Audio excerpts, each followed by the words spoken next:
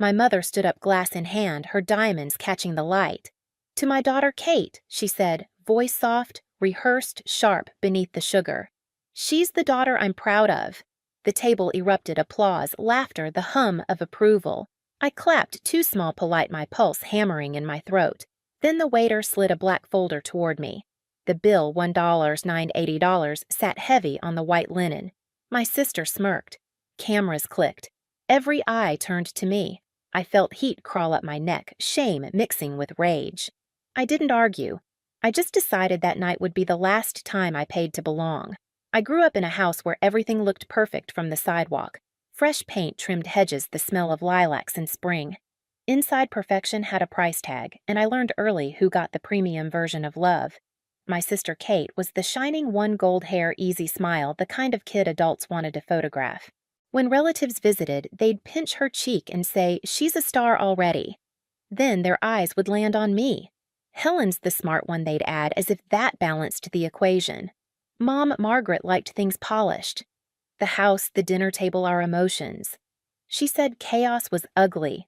So whenever I cried, she'd hand me a napkin and whisper, "Don't make a scene, sweetheart. Grace under pressure." Dad mostly nodded behind his newspaper. He wasn't cruel, just absent in all the important ways. One summer when I was 12, Kate wanted ballet lessons. Mom signed her up at the best studio in town, the one with glass walls so everyone could watch their daughters spin. When I asked for science camp, Mom smiled tight. "That's expensive, honey. You can do the free program at the library." That summer, I built paper rockets while Kate twirled under bright lights. Every Friday, she got flowers. I got picked up late because Mom was still clapping for her performance. It became our rhythm. Kate asked. She received. I learned to fix, to fill, to make do. When she ripped a dress, I stitched it. When Mom forgot something, I ran back to grab it.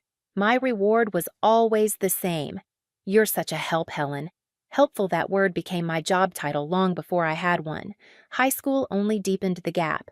Kate went to every dance in a new gown. I wore the same black dress 3 years running, hemming it shorter each spring. She had a car by 16. I took the bus and told myself independence was better than envy. When college came, Mom and Dad covered all of Kate's tuition and rent without a blink. For me, they said, "You're so responsible. You'll manage." I took night shifts at a care home and slept through lectures running on caffeine and quiet resentment. On graduation day, I sent photos in my cap and gown. They didn't come. Mom texted so proud of Kate, her LA shoot went great. That message wasn't meant for me, but it arrived anyway. Still, I kept loving them. I called every week, sent birthday gifts, showed up at Thanksgiving with pies I baked after 12-hour shifts. Every time Mom would say, "You work too much, Helen.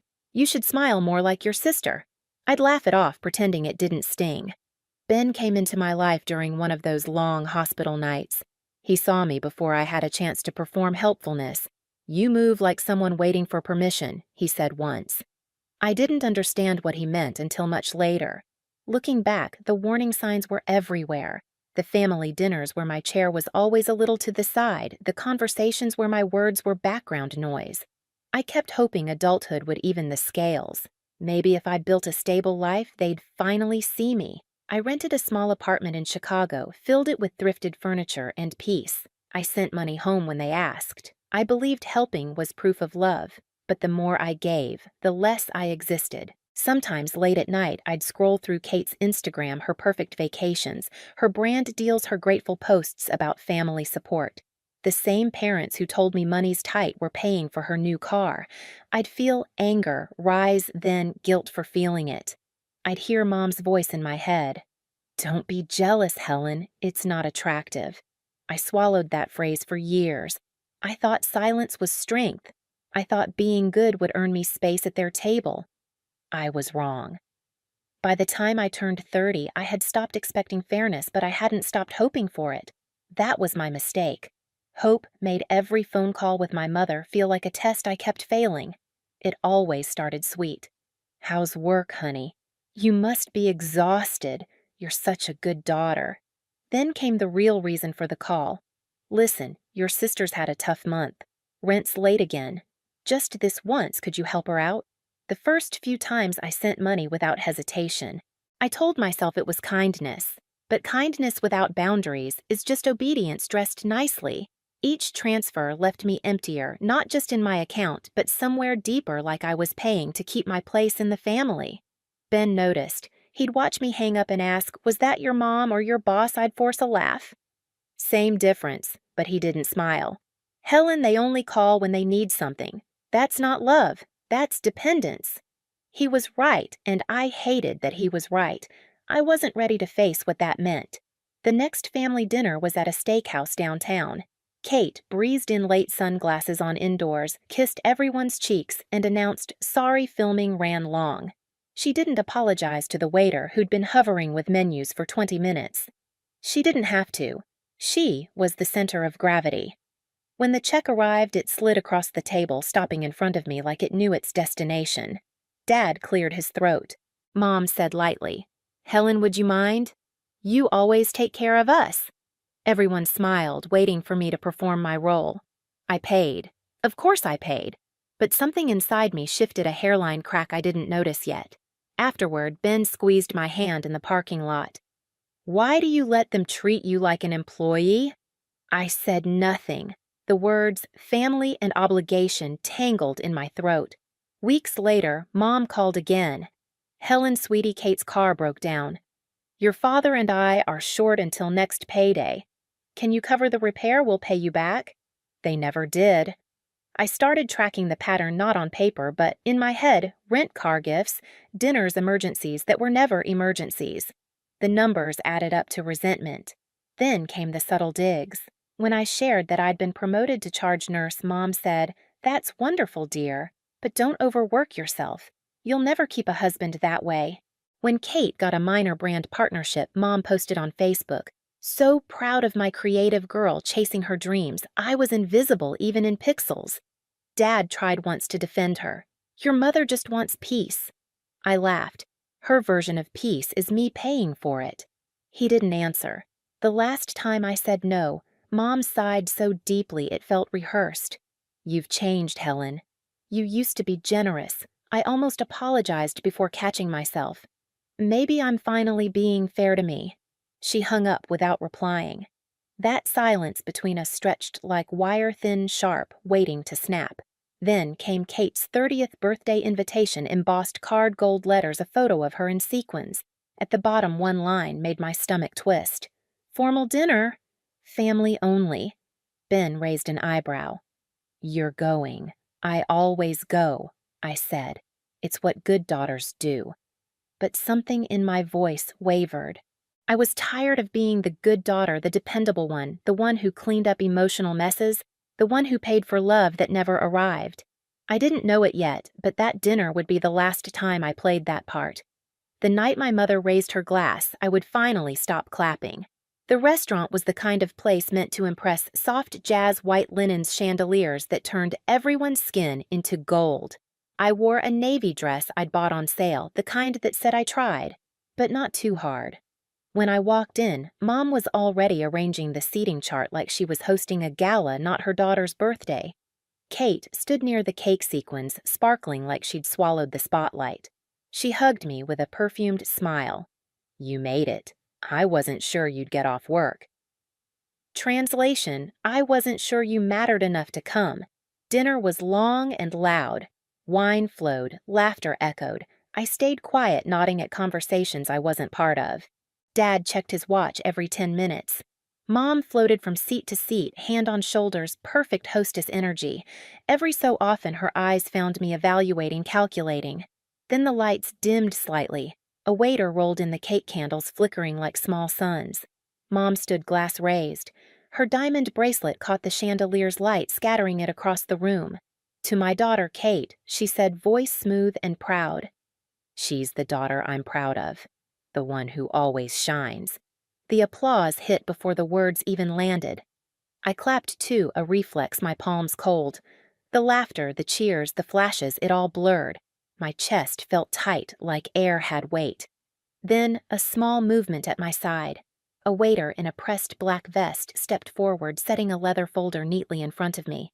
"Miss Ward," he murmured. The room didn't fall silent right away, it shifted.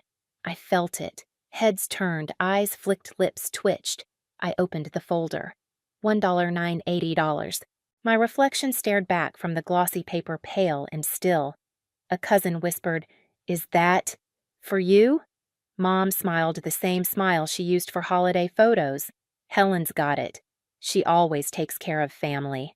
Laughter rippled thin and uneasy. Kate sipped her champagne, smirked.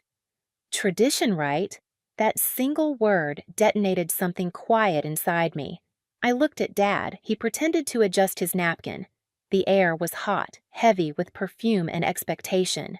The sound of cutlery seemed miles away. It wasn't the money. It was the math. Years of subtraction, all from me. My hands were steady when I closed the folder. Mom leaned closer, whispering, "Don't embarrass us, Helen. Just pay it." And that's when something inside me finally stopped obeying. I took a breath that felt like breaking surface after drowning. The room still buzzed, waiting for the usual outcome for me to reach for my wallet for the performance to continue. But this time, I didn't move. I sat very still, watching my mother bask in her own toast, and I thought, if she wants a show, I'll give her one she won't forget. I pushed my chair back. The sound cut through the chatter like a blade. A few heads turned. A few forks froze mid-air. My mother looked up, her smile still fixed in place, that public kind of smile that means everything's fine while she calculates how to keep it that way. "Sit down, Helen," she said quietly. "Don't make a scene." I stood anyway. My voice came out calm, almost too calm. "If Kate is the daughter you're proud of," I said, "then let your pride pay tonight." The laughter died. Somewhere, a spoon clinked against a plate, and then nothing, just silence wide and heavy. Mom's lips tightened. "Helen, please." "This isn't about dinner," I said. "It's about math. Years of subtraction. Every dress, every trip, every bailout that came out of my pocket." Dad shifted his napkin, crumpling in his hands. "Sweetheart, don't." "No," I said, turning to him. "You had your chance to speak. You always chose quiet. Tonight I'm done covering the bill for silence." Kate's voice wavered, defensive but small. "Why are you doing this on my birthday?" I looked at her, really looked perfect, makeup, expensive gown, the confidence of someone who never had to earn applause. "Because every year it's the same performance," I said. "And I'm the one paying for the tickets." She flushed eyes, darting toward Mom for backup. Mom set her glass down with a soft thud. "We raised you, Helen. You owe this family respect." "Respect," I said. "You toast one daughter and hand the other the check. That's not respect. That's humiliation with gratuity included." A few relatives looked at their plates. One aunt whispered she's right before blushing and staring at her wine. The waiter hovered by the doorway, unsure whether to step in. I picked up the leather folder, opened it slowly, and slid a few bills inside. "This covers what I ordered: my drink, my slice of cake, and a generous tip for the staff." I closed it and placed it in front of my mother. "The rest, charge it to family pride." Kate gasped. Mom's eyes widened just enough for me to see the panic flicker there. "You're overreacting," she said, voice trembling under its polished surface. "I used to think that too," I replied. "Every time you told me not to be jealous, not to make a scene, not to ask for more than scraps. But this isn't a scene. It's an audit." I looked around at the table. Added up. All the times you celebrated her and shamed me. Every dollar, every dinner, every be a good girl and pay. This is the balance due. Someone coughed. The chandelier hummed faintly. It sounded like the world waiting to exhale. Mom whispered, "You're ungrateful." "Gratitude without boundaries is servitude," I said. "I'm done performing obedience." I gathered my purse, smoothed the napkin on my chair, and turned toward the waiter. "Could you please split the bill properly? I won't be covering the family tonight." He nodded once, almost respectfully. Kate reached out, her voice breaking. "Helen, please don't do this." "Not like this." I met her eyes. "I didn't do this, Kate. You all did every time you watched and said nothing." Dad stood halfway, then sat again. "Let's just calm down," he muttered. "Calm," I said, "is what got us here." No one moved. No one spoke. Even the candles seemed to hold still. I felt something inside me realign, anger melting into clarity. For the first time, I didn't feel smaller. I felt exact. I placed my hand on the back of my chair. If respect is the price of admission, I said softly, I won't pay to be diminished. Then I walked. Past the cake, past the cameras, past the stunned faces. The carpet muffled every step until I reached the doorway. Behind me, chairs scraped, voices collided. Mom calling my name, Dad apologizing to the waiter, Kate crying softly. None of it touched me. Outside, the night air hit like cold water. My breath came out sharp clean. The city glittered indifferent and honest. I kept walking, each step lighter than the last. The silence followed me out, but this time it wasn't punishment. It was peace. The next morning, sunlight spilled through my blinds, too bright for how little I'd slept. My phone blinked with messages stacked like dominoes. Dad first. We shouldn't have let it get that far. I'm sorry for my silence. I read it twice. Then again. It was the first time he'd admitted it. Silence as participation. Kate's text came next. I didn't know it felt like that. I'm sorry. A photo followed her birthday cake, half-eaten candles bent like apology.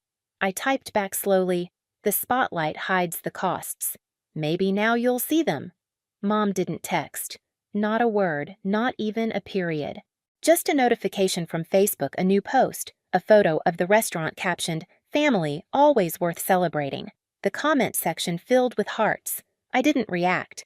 Instead, I walked to my favorite coffee shop, the one with chipped mugs and quiet mornings. Dad was already there, stirring his cup like it could buy him more time. When he looked up, he didn't start with excuses. How do we fix this, he asked. I told him the truth. You start by noticing, then you speak up next time. He nodded, eyes wet. Weeks passed. The world didn't fall apart. Boundaries held. Mom called once, her voice brittle. I don't know what to say. You don't have to say anything, I told her. Just stop handing me the check. At home, I unpacked a small envelope from therapy appointment confirmation. I pinned it to the fridge beside a photo of me and Ben at the lake, wind in our hair, no performance required. For the first time, my peace didn't feel borrowed. It felt earned. One evening, weeks later, I sat on my balcony with a cup of tea, city lights flickering below. The air was cool, quiet, the kind of quiet that used to scare me. Now it sounded like freedom. Inside my phone buzzed again, another family group message I didn't open. I didn't need to. I knew what peace cost, and for once I'd paid only my share. I thought about that night, the toast, the smirk, the silence, and how everyone waited for me to shrink back into the version of myself they could control. But I didn't. I stood up and the room went silent, not because they won, but because I finally stopped playing along. Sometimes walking away is louder than yelling. Sometimes silence is justice. The same silence that once crushed me now holds me steady. If you've ever had to stand up for yourself in a room that expected you to stay small, tell me. Share your story below, because peace doesn't come from approval. It comes from deciding you've paid enough.